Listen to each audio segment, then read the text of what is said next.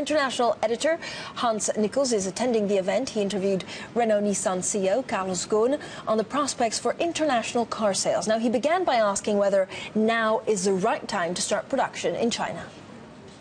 I can understand that the growth of the Chinese market can be a concern for companies which are extremely present in China, which have a substantial market share in China. But for Renault, it's all opportunity. We're practically not present in China. This is going to be our first facility, local facility. We have a 20 million car market in front of us, so it's just source of joy and certainly not source of worry. What about Brazil? Source of worry? Oh yeah, in Brazil, unfortunately, it's a source of worry. The market has been down this year so far more than 20%. We are forecasting for the end of the year a 25% decrease. We don't see any better situation next year. At best, it's going to be stable.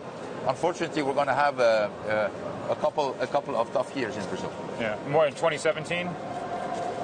Yeah, who knows? That means it's going to depend a lot of the decisions made in the country by the government. Not only the decision made, but how much of it are really implemented in order to get Brazil back on track for growth. The potential of the country is still here. I mean, absolutely no doubt about it, but we're going to have to be patient in Brazil. Another decision we're looking towards is what the U.S. Federal Reserve might do this week.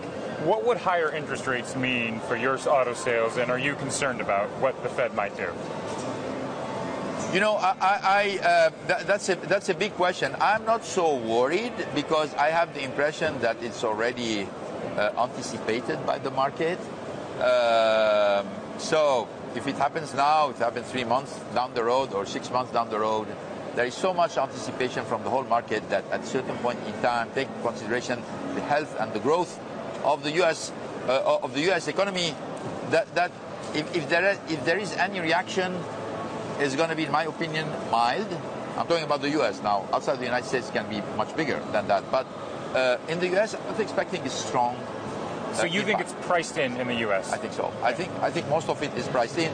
Anyway, for next year, for example, for 2016, we're not foreseeing a very strong growth in the car market in the U.S. We're seeing something between 1% and 2%, which is very moderate and certainly compatible with an increase of the rates. One final question, though. You hinted that you're a little bit concerned about what the Federal Reserve rate will do outside the U.S. Yeah. Where will it have the biggest impact? Oh, in the emerging markets.